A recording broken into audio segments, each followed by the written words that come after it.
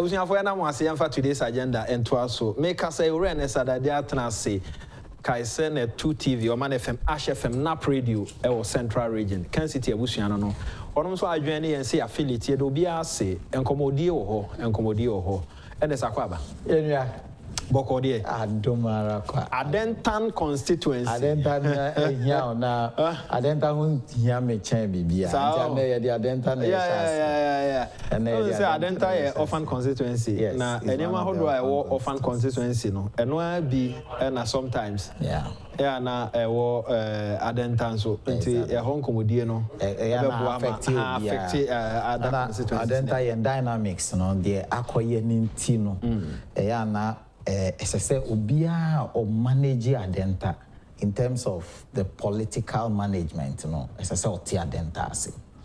Ushe MPP elusu 2020 election. Mebwa yes. Edema NDC. Ewa Adenta constituency. Ewa Adenta. And Adebia Meka said the reasons are simple. The reasons are internal. MPP 4. No, and a day akunwa no koche NDC for because ye nim MPP for or more MPP for na ankasa can say ye better skirt and blouse nkrofo bar out openly omo fancy MPP anya MPP for nso omo ye ti say MPP ni bi onam ho keke a or ye ordinary member mekanisa but MPP for omo dimu bi nom to skirt and blouse and a course so a campaign say to skirt and blouse now on him the S3 wo ho aye ya wo me hu bebre say almost up MPP akunya almost up positions within the party omo a gina ye say bia me pay ya bo abia na me pay we asemunti no muntuntia mia me party MPP arehosem and na de ma events leading to the ye lusu Adenta seat at the NDC the last time no the events have started again tell me obi to me ya constituency election ya constituency elections no constituency election and there is no way say me Kwame Adade ameti hai na maka say me pe amofasem me pe the contest amofasem me pe. It's not possible. It's not possible. Sadi etie bia no nipa ne bi wo ho no mu a metu su ba ko metu ntu su mie no. Yes. Let me tell you, chairman say Kosimante ya madam fo. Chairman Kolache menini ye fine. Nim omo mienu nyina standing for chairman. Metu me support mienu nyina, metu me atuwe. It's not possible. Until we are there obetu su ba ko. And I'm family boy. So me choose amofa na man choose Kwame Adade a. And no nkyere say party ningu. And yeah, I heard something and rano nipa e frame me bebre say some people phoned internet too. Phoned internet too no. The kind of sentiments are na omu expressing na miraho. Unim die ntia miraho. Because the same thing na ye lose Adenta 2020.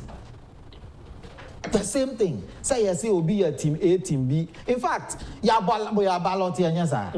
Ya ballot no, ebi a mema for 1, who for 2, obi for 3, obi for the ho. Say ballot no sem kakra ba ho. Look, am of ma can dey way. Obi a o can say na election aye say no anti politics ase. Okay, say ways and means in one ka ba no obi we need that. Minka so obi aye ways and means. Minka so obi abo apo. But utna ho na nipa no bo apo no pass ya wa pass it. This is a channel. So the American say Yako ballot. Ebia for 1, ebia for 2. If you don't believe in the process, this is not the first time 90% of the people. I'm saying a dear man who saw me nipa offer a woman no yakakrebi. New people are a woman and also majority no eye woman wako election back one am yenuda. And this who call into the election. You know what to do. Don't wait. Look, we are in 1992 MPP for woman Mranti and Baby was that time maybe I starting to abandon politics baby. But you see NDC for Chinchimi and some militia war, ACDR war, CDR war, the kind of forces we went into a 1992 election with. the MPP that time no any NDC for commandos yini soldier for yini ye broso troni niama who nipa ba akwa beti a rebel. But we went to an election against them in 96. Yankasa where we are. We put ourselves together in 2000. We won convincingly. President Kufuor we need the MPP team. In 2004, in 2008, they managed to, and then they won. But now be raising certain sentiments to the extent, say, the last 4 years election, it was a mess. National poto. The director of research at the presidency, Dr. Isaac Usman said in common. Or say we share Omona 2016. Omoye research Ghana. For now, me pay a research group me trust to because and some more can even 2020 about to see Tom Kaya Denta Madina say NPP is ahead. Say a two abana. NDC strongholds, MPP stronghold in terms of percentage. Seat MPP bet me afa. 140 plus. Sebastian Tuaba and now. Reasons our day echere sano. And say, so we share the dynamics of Ghana about 2 more. Yeah, an infrastructure a Tuaba. Now, so also you be come. If we say, recent about a 2 year constituencies are. Na NDC constituencies are Mampeni, IE infrastructure, rules near the oil still ano. A hofo no Etuaba editia. Intia infrastructure and a woman say ye Juma de battle also ye BB at the count. Nania or say pie MPP primaries or more yeno and also me no me. Excellent. Ernest.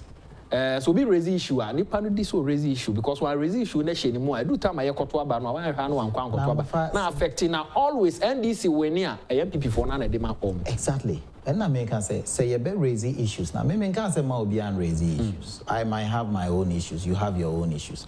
But me say the last election I call Yansana ye win. That's the constituency elections I call ye. I then start to omodi emprenu.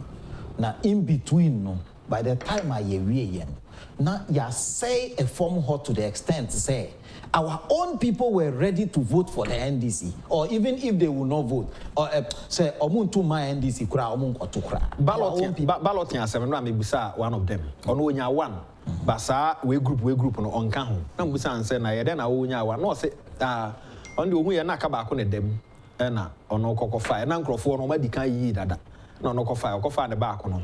Na one in fact to hwe group no a omo nya one no omo ye mienu se miensa na mse ane ba ne sen na ase group bi di omo nyina na obia enya one no so ono ankasa kra no onte dia saade na ye course so there's something me ma ko ballot no moda and the strategy na omo di ye ba ko no enye saa na omo di ye we okay different okay enti me kan say obi amo apo e wa exam nim me kan say ebia na obi ni strategy anani ways and means are odibe we ni aba sanso na me can say ye si obi kwan say ma ono so mfa ni strategy enwu kwan e ma no odibe we ni aba ye nyina ya kwa abato yi mu several times ye nyina ye hu abato no several times obi strategizing no be so strategizing me say men nya niama ebema party ni mu ache to the extent say by the time I hear Becca say ye koto abano na MPP ni mapa aye na adwene say either say on to my MPP na obeto kurampo a obeto asay I don't want to hear that because 2024 notice that okay obia 2024 is going to be a more difficult election but there is nothing pointing to the fact say MPP to me winning by look Sarkozy winning for France yes the Niamana no mo de bonus war of France this Sarkozy Macron winning for France Niamana na ye de bonus war say petrol akosro o man no aye din enye no an ye de Ghana for so boy anameboa sa Niamana kire say enye Ghana nko na petrol akosro anameboa if enye Ghana nko na Niama the economy ni mo aye din obi agitum say mo aye din nanso obi a o ye discerning bia nim say And we are singing, no, Nyama Moyading, but the Otumi Kura ne dear, me say petrol boyading. Now, what's a line or pump muda? Ewo filling station. David. Petrol no boyading, dollar no boyading. Then so yen short $2 yadi buy import petrol. There was just in 2015, 2014, 2015. Na Ghana for yen watch and to the extent that na yen timi to diesel cry and good generator and farmer yen hunkania. We have just forgotten this. Just 2015 and right year and sana 2016 year to abayi Mahama. Ghana for na Mahama wa petrol. Ghana for Mahama wa because generator. research no can say almost had the can who say between the two political parties. No why now they were drop at the Jan obey ye not the one appointed to the MPP. Yes. And yes, and yes, say you need generator, you did generate power. I'm of but we call doom some simply because now you yes come pong fan top. In fact, we went to the IMF for 900 million. So 900 million now you call IMF say you call Kojino. I say, but we had to go and beg. And no cry and first scanning in our mind. The American say, Nipa mienu now mu manage economy no. You are not only looking say o mine wire ding because Ghana heading, Cote d'Ivoire heading, America heading. O mu cry dia abro wo so. Britain heading. But dear otumi ayedin dear nenso otumi bo ho bra no your friend na dan akufo-addo MPP aban no to me abo ho bra enti wo perpetual and short ye wo benya wo per dollar wo ko we sesi wo benya dollar to dollar ni nyira our system ni oya ne dan na niama we ya na nka ye ko fafra manone na eba no wo ko dwomu a sardine short ye milk in short ye even though we see niama no ho ayedin anane bo ayedin. What did the Americans say? So all I am saying is the conditions are excessive or minor etnamua ye bet to me I say a binding yard. All the conditions are right. All the conditions are right, except say young MPP for Nankasa and Sadiano, I am passionate about it. The resources we put into our election. Na say yede obi fili say me ebi I want to tune nyama yi obiang nobody is holding anybody and this thing is particularly to Adenta. Particularly to Adenta because say tisa dia ya woka no say Adenta for omu ye MPP for to say any other place they are an orphan constituency to say any other place nyama edi wo nya no ebetimi edi nkrofo bi nya enya Adenta nko over the weekend na me was with German to support us aberema na enema ohunu wa Adenta no sa pepepe science no eduru ba bia me hu se omo de abufu oman koto ebinum kran se me ko me to mampani die no we dia no de ma to ba ko se me akra no boys am do mo ba nyina na me ye vote no watwa bi ye vote ni na se ye ntoma no on to ma akra dia o tinje no ase wa se no ade a chi anopa ye san hia ye san de anopa na musa o mo se na ye to aba ni wie na mo anya no dia na ko akwaba akose ne na wotwe na makoma na ntimi na na mse ada na ntimi nyam na mokɔ se vote wa na zi wa se vote chese me nkrofo no me si abonte ne se de NDC fo no bose no afedi makoma ntimi na na me yire se me ka kire wo se mo hwe yiye na manti na mse yo se wo fa ho na wo hwere wo nkwa o mo se ba kokora fa ho ewuye because wo mo anya on the way Adenta for se o mo keka mo no ayi o mo ya papa sa konwa na ko di NDC ba niema we ya so na mo ye na ko yo. So the Mimi's Reni say, Amofa, I have my reservations, I have my worries. What candidate biano? Maybe if you are medema biano, what candidate? Now feel say candidate no. And yet two new one. Maybe I have said it a million times. In the last election, said now me for MC1. I didn't win. Over one interest, man, please give Adenta people some Adenta delegates, no, at least some respect. Say until ya say ya to the extent say Obiakwa no ko team 1 or team 1, sir. It's not possible. Adenta delegates near BA to the extent say I'm a father 3, I'm a father 5, now I'm a father me pen, I'm every friendly photo. I'm media team in him. The photo ni hokrana menim say a friend am of family be kwa team na nim wo. Somebody can play tricks, I agree. But one need to know will not do the trick for me so far as I'm concerned because Adenta nipa eni bi Adenta is one of the elite constituencies in Ghana here. It will pe nipa omo eni bi Adenta delegates na come. Yes. Until enya one will be befa. Until let us rather intensify our campaign. The SSA we ye. So okona ni kra no na SSA we ye na no na bema obi ato aba. Ni kra no kra nto aba. De bia meka. Olive no yeah, she says my simple word for my party people. 2024 isn't about NDC, it's about us and our resolve to put Akeka aside and push the MPP agenda. Let's work hard to win constituency by constituency. Without winning constituency by constituency, now I'll say we have one about winning a half. Yeah, Infanto Madina, the Infant. A baby as here, a number of Shabby Honye. Ntinache se affect tia ni tintini ni tia wa ne se adenta for mesra obia eye kotosre me pamochaw ehia me te se de ehia wona obia or standing election bia adenta election we maye nkono mpre te se Canada de se de atwa mu no ye be kono baako unim se bibi koso na wani nje ho amampanimfo asonte Yakob Balotti, yes, Nipa 8 of the existing constituency executives na Alpha 1 and Kakrebi Nanya 2, Oma Kanya 2 and 3. Look, who are number 10? Na me metu abamawa. Number 1 will not change anything. Number 1 will only help in campaigning. Nkrofo bebre GD said 2000 asie hobwa President Kufo. Anamebwa. But Ernest, eba ne say na ebi aye Balotti na. Mo amo ho dada na mo yes slate back no. When you know be you one how can that happen? They are telling you say a coincidence unless we have any proof say however unless say obi wo proof be say obi aye kululu bia almost say that for 1 me I don't have any evidence say obi aye kululu bia I don't have any me name say obi wo bia onka. But say who assume say because I'm offer an opayashe suit na means when you akufo-addo say mo anya balloting bia say na akufo-addo no KB so we all have our issues. It's perceived say I don't like that argument say we there or belonging to this class of people. We have done that and why in 2020 yes we know your team 1 or team A, we know your team 2 or team B, and now we know your Santian Twin Crop 4, and now we your Y being Crop 4. This thing has, I'm telling, these are facts. Yeah, and the only can answer the cost of consequences, when we win Crop 4, when we win Crop 4. It has never, it didn't help us in Adenta. At least I know Adenta. Yes. Say, the amount division near deepened. What's that? We had a meeting, and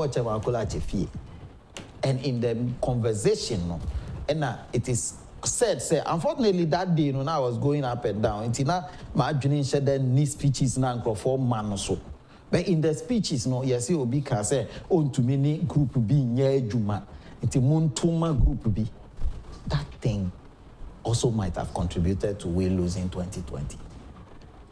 It might have also contributed. I'm following the campaign now for you know, and I can tell you on authority say that statement manti ba kukra in this campaign.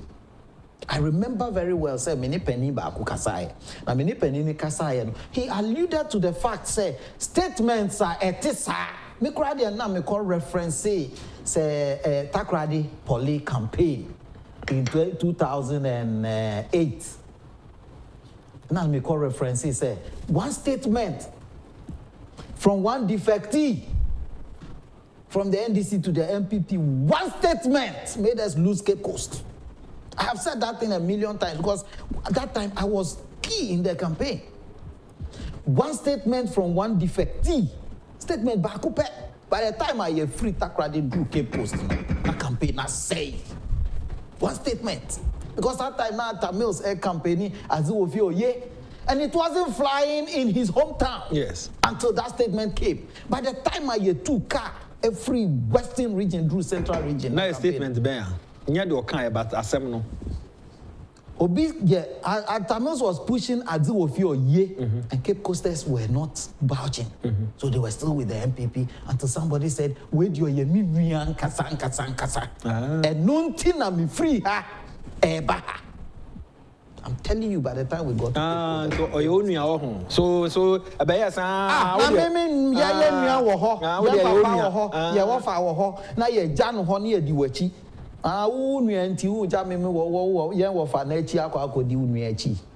by the time we got there, the campaign was messed up. One word. People don't understand this thing. Microphone follow politics deeper to that extent. May say I am also believing say that one statement in that one single meeting where he had so many meetings, but one statement in one meeting led to 2020 disasters. 2018. 2020. Okay. No, I'm talking about our Adenta. Okay. What that one statement, somebody took it, and we are politicians. Our job is to put a spin on things and move it. Okay. That's our job. Ora Stephen Tim the omode no be kai so akọ kan sembi was just a statement. Just a statement. When you Asia and also oh yeah me penny na di nkomo say no kan say na no be a record na ni ba no so na che say adamage no asa they say what kana no atuma yo share Adenta. The things that led to 2020 challenges is the same team 1 team 2 team A team B Asante entry group we no dey yempe we me power mchel Adenta election no here obia, because if we won Adenta alone in addition to what we have in parliament now, the dynamics would have been different. The same thing if we won Medina alone, single, it is one. Okay, constituency by constituency, yes. One by one. Say ya di Medina ni Adenta nkwa koka parliament who na ye ka say ya enkanya bra ye bre ni. Na onim say time bia MPP ba win Adenta Medina constituency wo win it. Yes. Yes, you know, young bomb modern said, dear did division, ne beba ne dear, Yamin Pengu, a lot of honesty to Fiaqua. Yamin Pengu Mayan, not Adenta for young Kayan who problema. Let's raise it legitimately. Raising illegitimate issues, say will be a one, so be a two. May say credit Adenta with some at least common sense. Say young Kotuaba because will be a number one. Yeah, Kotuaba because will be a number two. Yeah, Kotuaba based on our convictions. Say, as soon as I party na me, I have people within the first, the number one, so-called number one group. But what I'm saying is, I have told the chairman, I have told people, say, the 2024 election we are going into, to me, is a World Cup final. Yes. I have born 90 minutes, now last 30 minutes. Extra time. To me, that is what we have in 2024. It we are chairman. Now we are shana chairman. We unya wa adwene sa obetia si gatam na wa se kambu. Na wa tu mirika di yanim na obeya hu kotu sam chairman na. Me nto aba ma. You can be my friend. So we are treasurer, we are organizer, now we are madamfo. Na se we gunimi na dampa ba kuso. Na me shana campaign no se ba se ye TSC form 190 form. Na won to me nkwa me nto ma. Me I have said it openly a million times. Let us say me ba me atwa so, but anopeya ne deputy finance minister Dean Komo no can say in terms of percentage 80% plus to our GDP no about 76. I say ya ma ye ho so a ye tumi atisa aka no so. Kwa library no amun so no rama hama nam say some 32 billion be win for by my hunu de ye o hwe ba bi o man no ko and we akasakasa ono so de nam achiri ono pe ne Dr. Nsia Saredin komo kai nkwada mi no mo tibo mu no o kire say operation no almost it is done o ma separate o ma we cast last part mo be close to skin no na nkwada no mi do bi atumi afa ne ho adi wo be hwa mampani e ba ya pe no ye say yenye special hospital and na say emeye part of yen health system no say be ya operations that is ana yen fa nkwama no ne ema o ma chief of staff e command doctors na no mudi I think 15 billion plus and then no ye initiate sika o de be equipment ni ade yen share da ni ho nkomo ya no pay na me friend Dr. Nsia Sarebu sanse sa ade no akwa akwisi no so ya nyame adaro mankwala no ho ye o mu nyini operation no ma ya maka last part sa no ma bo mama ne na yetumi awie o hwe ba bia mampani shift your governance na ko your health system o hwe yare bai ne ma ye okay ye ka ye de NDC for de boy 80% of our GDP as I said the okoba bia kra ye mfiu yet me reduce no economy enei se wo kan wi ase amaya kese ma akoma a omo eye wo sikasem wa ye to so du baako ya ya ma ye ho so na wotie se papa yin so a oye former president ba bi ono ene nam ya torchlight one nam torchlight be ba me no ebedi sa enkomo no na na akua mo aboaten wa Blakuma Central o kire se Ernest has said it all. We need to put our internal differences aside and work in the best interests of our party. Best wishes to Chris Lloyd Asamoah Ododo organizer who na na akua mo be da se ode Abba. And then Israwa morning, they say ex-President Mahama should stop behaving as a serial caller and act like a statesman. Martin Luther Laboni, Mahama has lost touch with real contemporary socio-cultural phenomena. How could the former president make such reckless and irresponsible comments on Harvard Business School engagement? How can he, one breath, accept the COVID-19 effect on the economy, but another breath, he says a different thing? He's a walking contradiction. You added, but I say Martin Luther so ode aba. A number of your messages me tom ade keto bi aba me ba e beto aso youth seminar kese bi bekoso Kumasi seminar no the Honorable Kennedy Ohene Agyapong no ne mebu na wo KNUST Asia no pay research department na say research ne fa ewo Jubilee House nkoma yedi efri ho Dr. Isaac Owusu utie enkoma odi edi free ho no ana chese Ghana fo ewo arehemu pa wa MPP abemu osene ekoso ni nyina chi ubuso omo se na hwan na yede o man gya no a ogidi so obetumi aye o man ni ya appointed to the New Patriotic Party.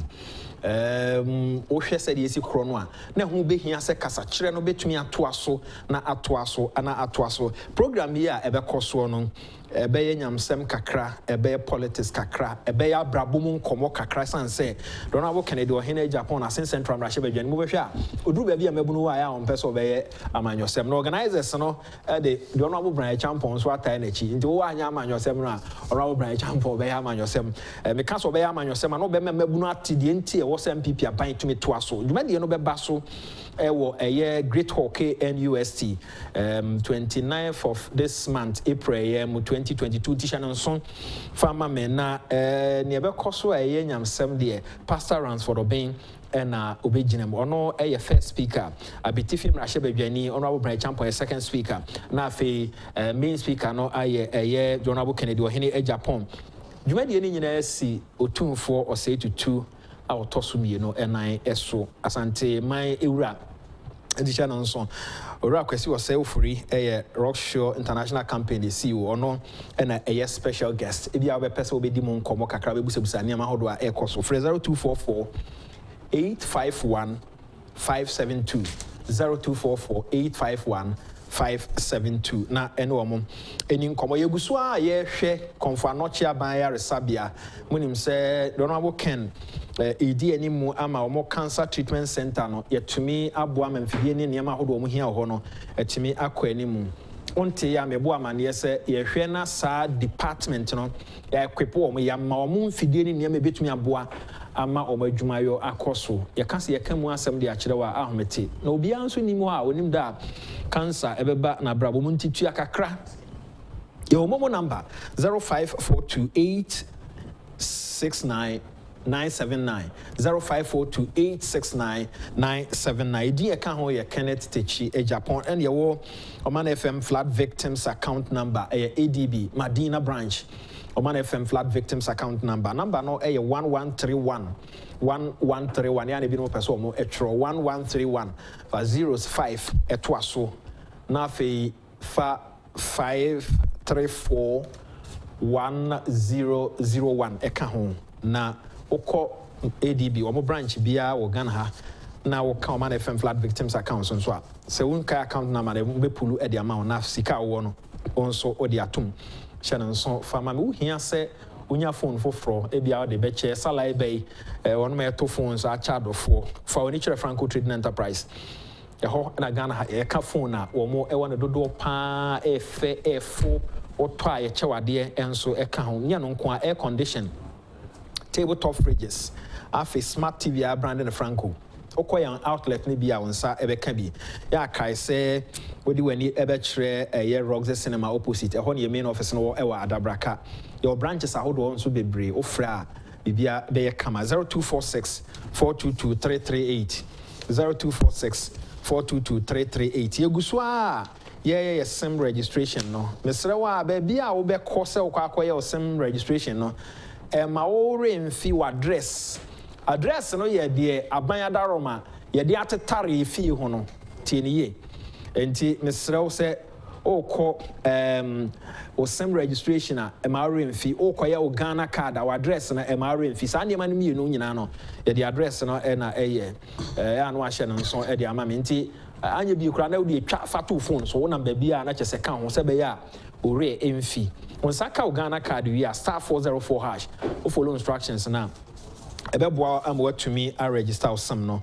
na you are good to go. Kings Air Appliances for ebre emo enam way wono mo ye adwumaku ba ko a eba ye nche ye kra na enokre ni so wo hwe se de o mo adwuma so ani wo hwe appliances ahodo mo airton TV set ahodo inches ni na mo ewo bi o mo wo ye chest freezer o mo air condition omo washing machines ahodo eniama ahodo edi CC fi ene kitchen and afi offices so eniama ahodo am be appliances am be CC offices nyina no omo ewo bi na omo se men kan kiro se eniama bi wo ha wotoma obi wo bra obeto ade ya na enhye danso ani se nisika ne nkakra standing fan mobile phone electric iron and a kettle se nyame aboa na wadi dwa na bi aba wonsem a sa niema sa no wo de cha eboa tore bo nso kura san se ye to niema no dodo na wokofa ya na doso ntugo na bia campaign a ne adwuma no oso mpesa me chewo bia standing fan verse 10 wokwa wo de ache manfo no mpesa me chewo bia mobile phones be you kwa de ache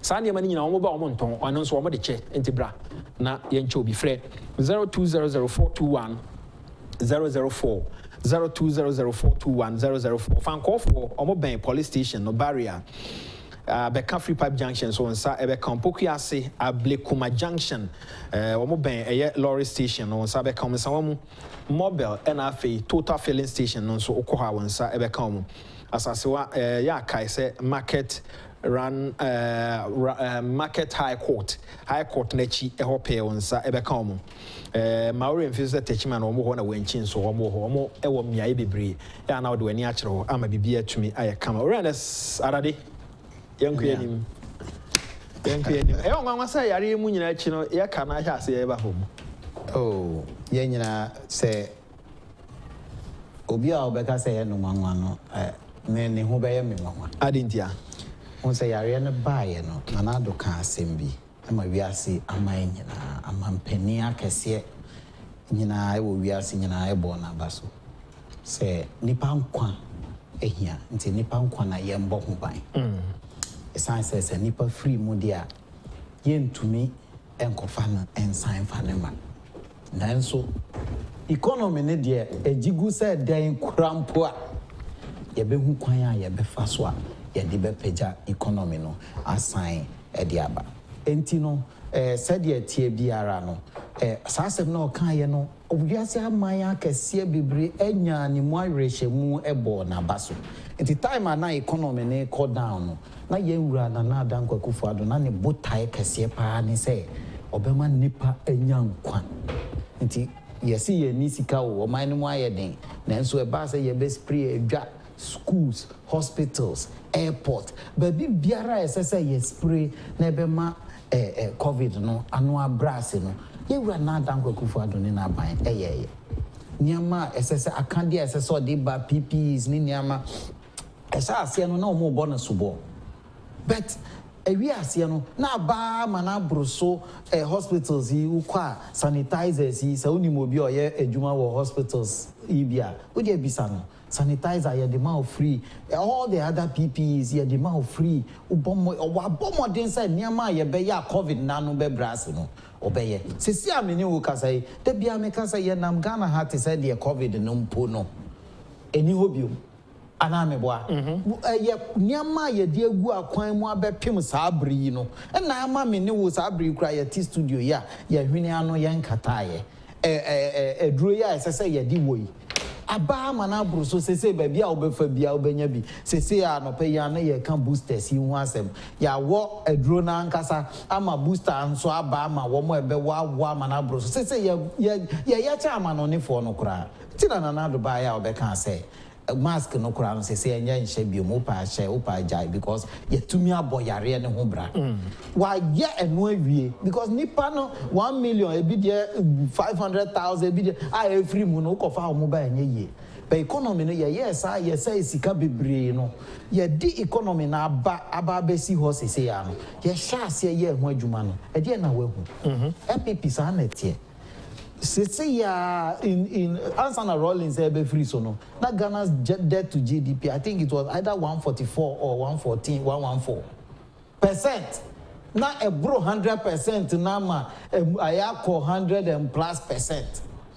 Sabri nana do etumi aya ma emre mu odin say petrol ayeman so amandwa so ananya sa na kan covid hu nhihye any rates akosro freight akosro di nyama free baby ko baby akosro nyama bu akosro enu nyina echi no wa utimi hu say bibi ekoso enti no me anya me nwanwa because wa Canada say onim kwan ya obefa so obema economy no asan ya back to normal enti oboni pa nkwan ho ban kane say if you have no reason so obekwa kosa line ato aba ma MPP amama obako kania sabri ya amanfo si o nyama mu ayede o kania esiso senya fidie bi na ehu beto chima ana nsuo bi na beto ana mframa bi na bebo ama ahoma bi ate a o kania esiso 24/7 ye kan say ye ni sika o ye hu akire ye nti ye nya sika nto petrol unko kwan hu nko gina kwan hu say o fro tro maye because petrol shorty say ye nya sika enko amanone enko fa enko krafa ngo magana ha umfa usika enko shop bia mu Ghana ha o say me ko to ebia bibia ye import a ye nya unya binto say o man ni mu aye dinti. There is nothing like this. Nanado ayade me da bia me ka say the opportunity cost no wo de hwe no na fa hu sa ban ne ya ade na ban ne nya hwe ya na no me NDC ni bi ko sha ba bi no say ye sorry an ye ka say NDC na wo ho anka be ye west na me si unim owu a hwe na pepe wa ma history and guide dia unim owu a so hwe na me say 2015 na ye wa generators sisi ho na ka sika ye de beto fan wagum na Ghana for school for air co school na me say na gina opoko agima ka say we never cancel the allowance. You never cancel allowance. One man one allowance one cancel out here in a day. And now is that can go Google bank said that actually now the bema warm. So one canceller, the only said Busumi so kwako sala ko jina lawa or koya yes alawa ni or one cancel out here in a day. And now my family boy. The American said, watch them to the extent say suku ni akwa la wakakra. Northern schools scholarship pekeke.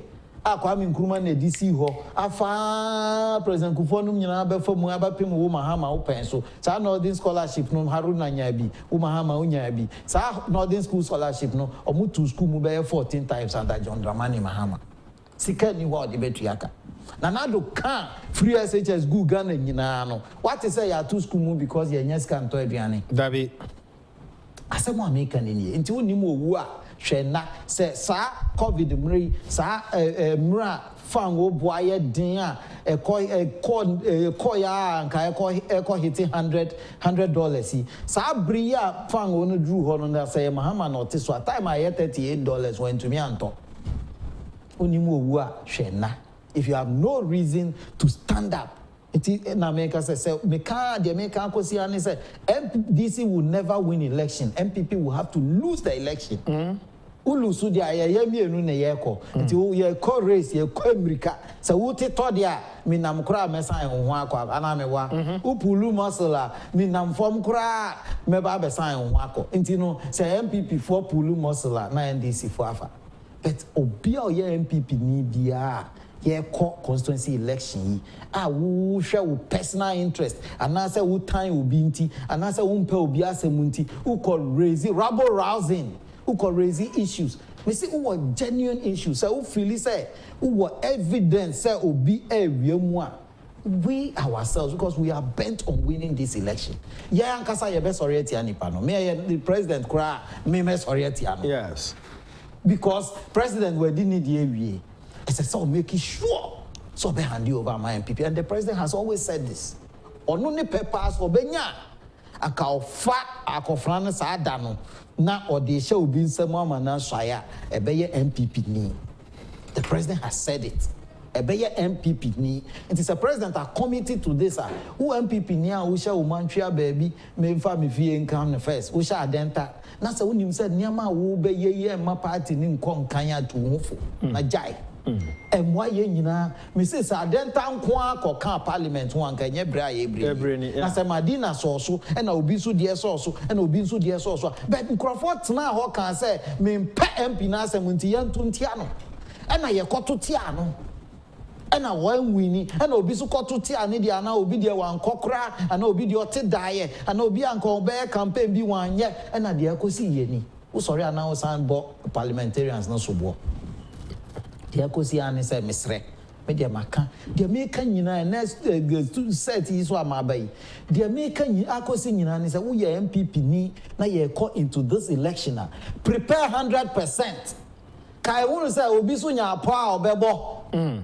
Obinya kululu a obeye okwan a ono pese ofaso adi wini no osu si ni kwan fa bible ye fa bible no to ho say obonsam oba so obekum na wa ye den na wa say anamebwa but once you then you must also try and resist the devil. Why na adwin say obubomu a osu si ni kwan nti meme aye ma adwin say kwan bia mefa so a me wini election bia mefa so a osu ye wa adwin say kwan bia mefa so a me si ni kwan a me nso ma wini no me si ni kwan wo be ye rabble rousing na ye nyina ye teto a wo kura mpo de bi mpo a na wo mpo de wadi dia me peche enti wo be din se hunu na bia ono twan next season no na next season na ma wa ha no.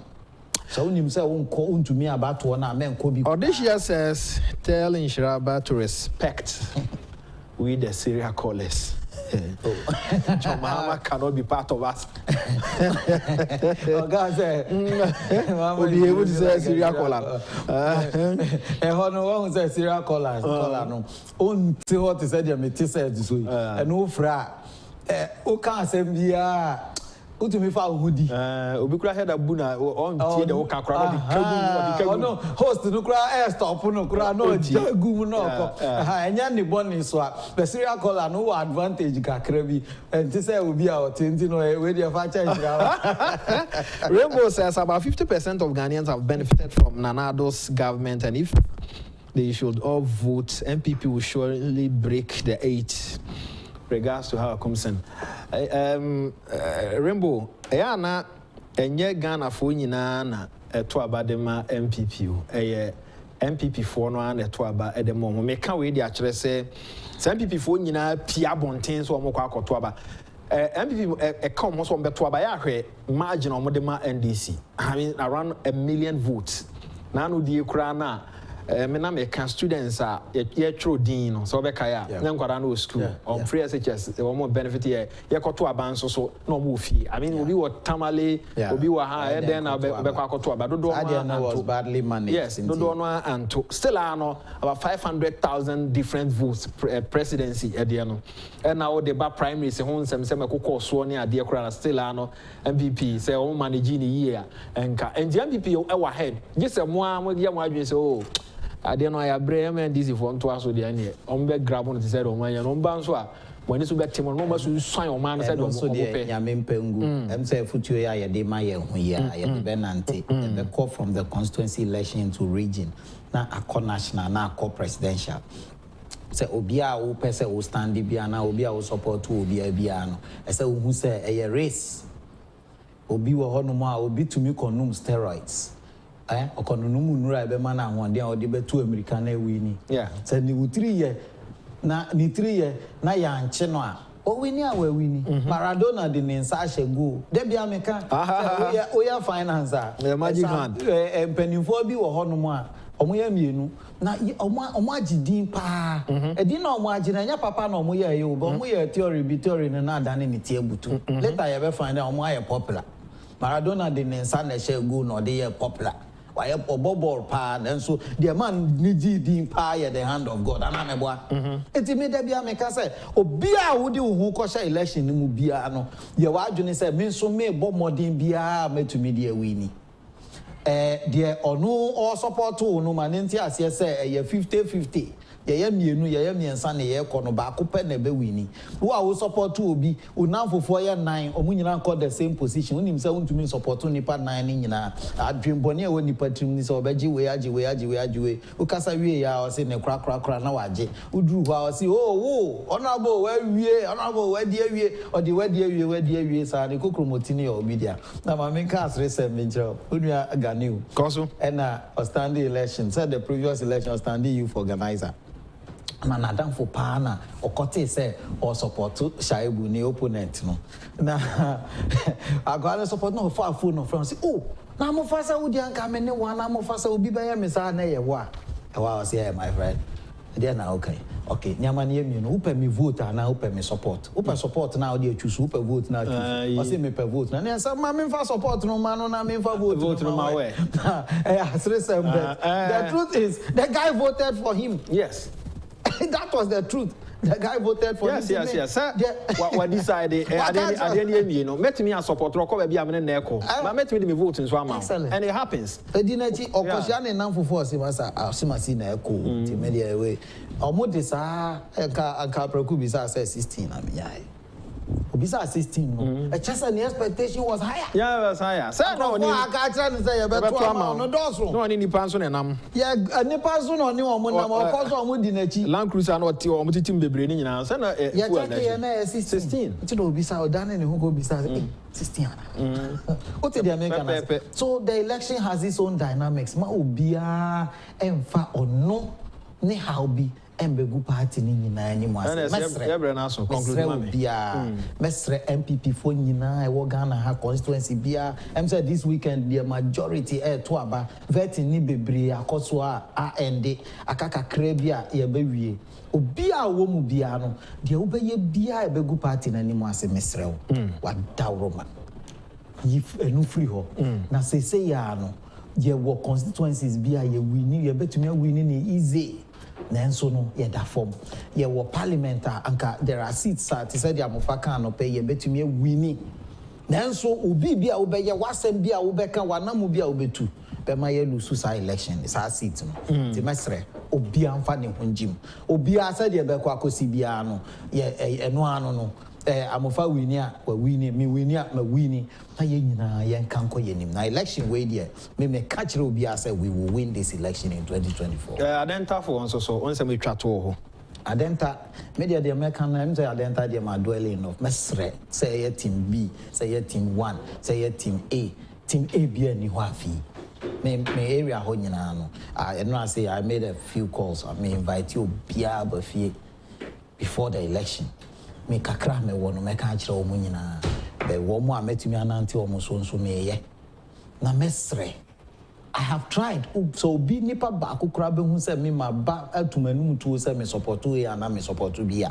me nya bi be pim ne me nya ba ku be pim ne me kan kire bia se kotuma we ana me ntuma we but there I have a serious bias.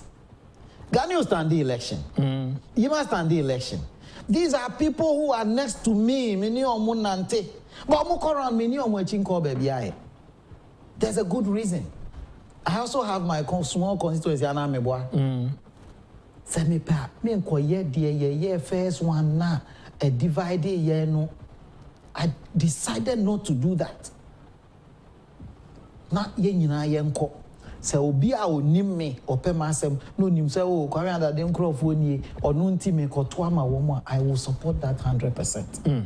But nyama me nim se me koya edim papa mo beba obi beka se kwame dey sa Mr. Adade onam ho say na adwumbone e woni trimuni ah de be papa mu be ba party no mu dia comment. May I say press release from Cocoa Board dated 24th of April 2022. Ghana Cocoa Board, all media houses and Omode Abrain with a head and payment of board of directors fee and allowances. And they say Ghana Cocoa Board has observed with worry the continuous discussion of a portion of the 2018 Auditors General report by the Member of Parliament MP for North Tongue, Samuel Okujeto Ablakwa, in the media and subsequent reportage on his commentary. Even though Parliament as an institution is here to consider the report, the MP has resorted to discussions on the matter and in some cases making non-existent references from the report only to mislead the listening and reading public. We wish to clarify the issues the board of directors in 2017 upon swearing in inherited the board's fees and allowances regime. This became the basis for the payment of allowances to the members of the board. On the issue of inconvenience allowance, members were paid a tax-inclusive amount of $1,500 for off-site meetings. The Minister of Finance later issued a new remuneration regime which did not include board fees and inconvenience allowances.